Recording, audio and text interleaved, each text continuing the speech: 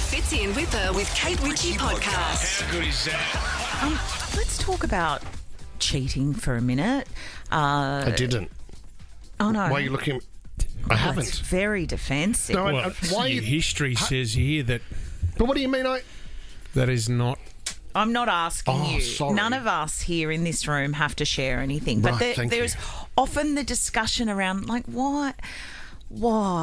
Why have you done that? Like, what leads people to cheat? I think the older you get, not that you get more understanding of cheating, but you realise that humans are just humans and they make mistakes. We're and, animals. You know, lives Absolute animals. change. Well, I'm not saying... Chat GPT wouldn't cheat on you. Nah. No, Always there. robots wouldn't unless you programmed it to. That's what we need.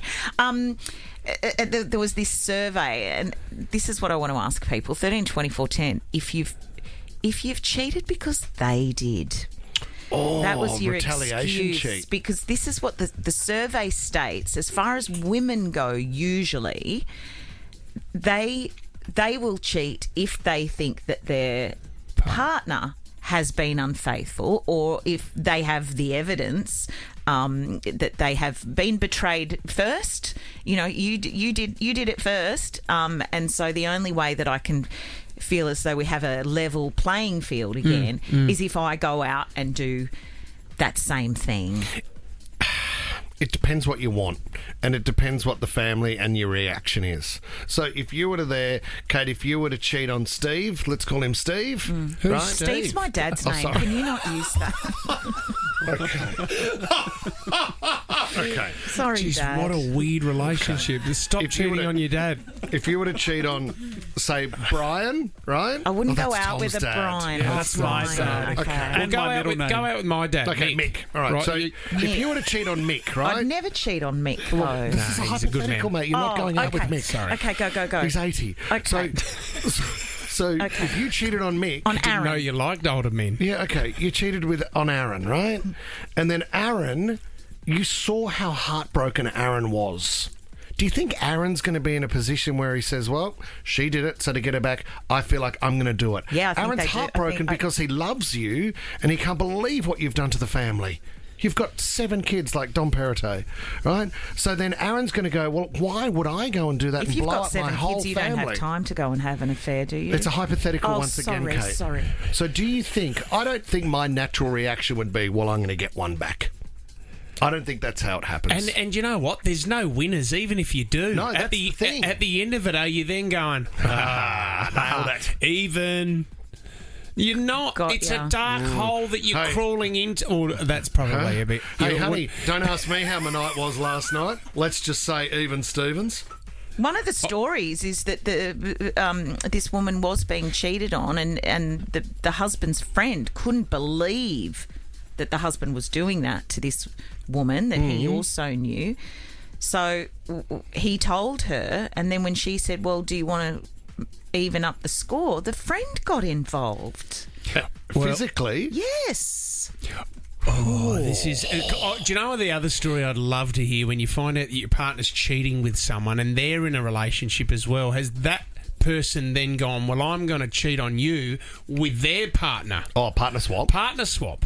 Does that happen? George has given us a call from Granville. Now, you were cheated on, George. What was the first thing going through your mind, George? Yeah, well, when she came to me about the whole thing, it was a case of, I've been doing it for 10 years because I thought you did it 10 years ago. What? George. Had she asked you if you did it 10 years ago? No, that was the whole thing. I had kids that were 3 and 5 years old at the time, so if she decided that that's what she wanted to do, happy days. And That's then off you move on. But as far as I was concerned, for 10 years, we weren't good enough, and that's what happened to the kids. Oh, It was horrendous. We if weren't good enough. If they're turning it around on you, George, there's a big problem. You've dodged a bullet there, George. So Yeah. is it all over? Oh, yeah, it's all over, and the kids don't see and all that sort of stuff, so it's horrendous as far as that goes. Yes, so she- her idea was, because I'd missed out, and because she was selfish and all that it didn't get any better, but I wanted to get back at you. George, Something that didn't happen. Yeah, well, okay, so that's what you're saying. It never happened in the first place. So a family has, I guess, been Blown up. destroyed because there hasn't been open communication Yeah, about but all something. her friends came to me with the same idea. Oh, well, if she's done it, you should go and do it. Bad That was advice. their mentality, and I'm sitting there going, where did this come from? That's Yeah. not how things work in the world. It's But not a that's what it is. game. She cheated It's for not a 10 years game. and then played the victim, George. Yeah, worst person in the world, why was me, and all that sort of stuff. I went, no, really? Did you know who the guy was? Yeah, it was on the way to work and back from work. It was fantastic. I'm going to pop in for a cup of tea on the way home. Yeah, And because she doesn't come with a big sign saying I'm doing it, everyone looks at me and goes, well, what did you do wrong? I went, what did I do wrong? But how does that work? did she say that she had evidence of you cheating, George, or she just assumed? No, she was under the same idea that because she was the PA at work. Yep. So she was so she was the PA at work, and she went out with a solicitor at work. So she Right. thought I was doing the same thing. Gotcha. I was moving up the ranks, so therefore I had PAs at work. So you must be doing the same thing. I think make sense. I think a lot of it is about not taking responsibility for your own behaviour. There are always reasons and Big time. excuses for why we might do something, but in the end, you did make a choice. Yeah, George, is she still with the other guy? And have you found No, someone I else? dropped him like a hat. Said it was the worst thing. It was a big mistake, and I went, but so all that effort and time that you put into it, and all like. Yeah. Yeah, like, George. What a waste. And then nothing come back for it. And I went, well, it would have been nice even if you rode off into the sunset. Have you- At least did something. Have you found love, George? No, not this week. Not this one. Good on you, George. Sign on the way Best home. of luck, George. The Fitzy and Whipper with Kate Ritchie podcast. The cost of living, as we have spoken about a lot on this show. Do you know a stat I heard this morning? That with the average wage here in Sydney, we'll call it Australia if you want. Why don't we round it up? Let's call it Australia. The average wage in Australia and the average housing cost means that you would need to save for 46 years for a deposit to buy the average house here. I'm going to bring it back in Sydney. 46 years Just for the deposit? Just for the deposit on the average priced house Well, but here in Oh, Sydney. that's hopeful, isn't it? You're not saving much, though, are you? You could save a bit more, couldn't you? Well, that's what they're saying with the average wage. If you're putting X amount or whatever's recommended as your average money aside. Every Yeah, week after yeah. you find the After money the to rest. pay for The problem everything else. is too when you have when you know you're meant to be saving, but you have such a long runway. If someone was to suggest you need to be saving for 46 years, you kind of throw the towel in, don't you? So the savings don't really exist because you're thinking, what's the point anyway? I'm a lifelong renter. Yeah, I'm going to prioritise other things because that seems unattainable. Yeah, and that's not an issue. You can rent for your entire life. Go for it. It doesn't really matter. But the whole Aussie dream, and they say that only 25% of people in a couple of years' time will be living in houses that have the picket fence in the backyard. Like the backyard is becoming a dying option Yeah. for Aussies to bring up a family. And that's the hardest part. And you know, picket fences, there's not many companies that do picket fences anymore either. That's a dying breed. well, I mean, pine, just your basic pine. You'd need to paint it well. Paint it white with a crab apple in the front tree, Do you know in the what I front mean? yard. That's what we. crab apple. That's what we had in Campbelltown. Did you?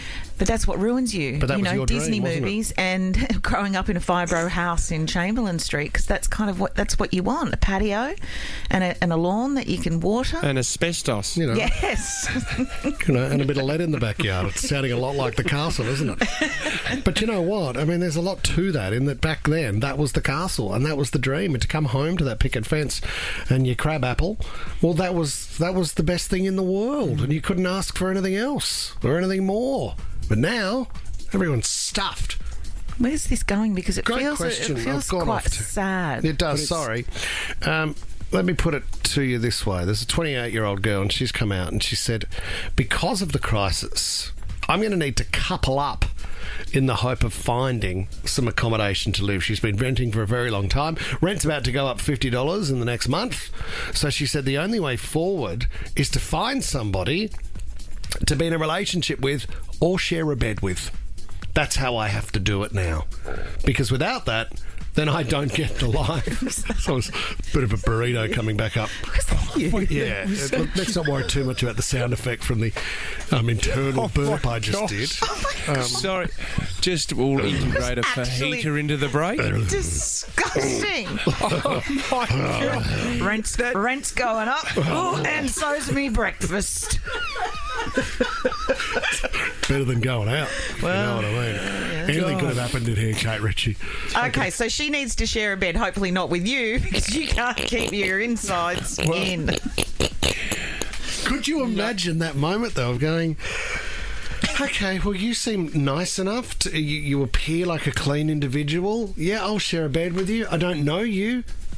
But I suppose I'm going to have to... No, you don't have to, mate. You don't have to. So you would... I do think people consider the fact that they need to maybe, I want to find someone for love, but I also think I need to... life may be better if I can do it in a team. Yep. Remember years ago there was that trend of groups of people putting all of their money in. There was this wave of if none of us can afford to buy a house on our own. But if 3 couples do, Yep. then perhaps it may be an option. And it was foolproof. Like nothing would go wrong when you went in. When you go in with 6 other friends into a house, it is a perfect world and nothing ever happens. I mean, it does make sense because marriages work well, and there's only 2 in that. So let's throw another 4 people in there just to mix it up and keep it spicy. A mate of mine, Alex, lived with a girl who was a friend, right? So they moved in and they were renting.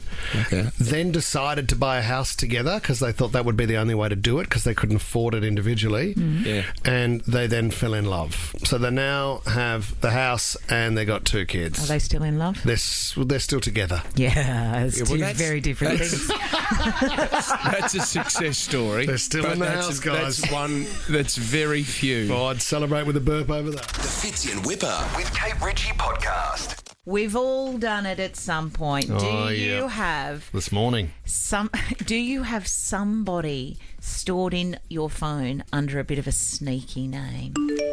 And maybe it's a hidden name because maybe you don't want somebody else to know that person is in your phone. Or maybe it's a bit of a, I'm going to make fun of this person every time they call kind of name. Like when you call Whipper, we all have different ones. What have you got for me? Sure.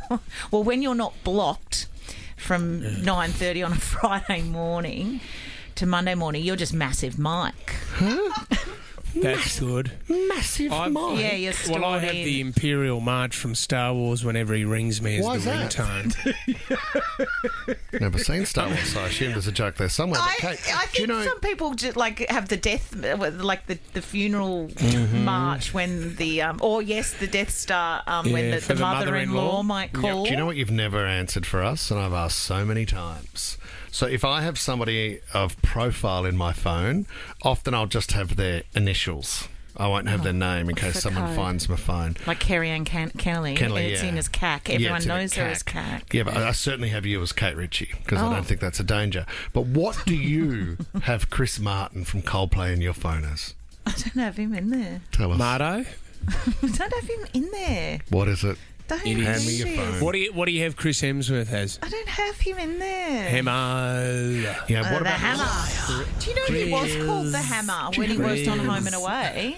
the Hammer? Was he? And then he went on to hold a hammer. I mean, what are the chances? What do you have Liam Hemsworth as? I don't know. Lover boy.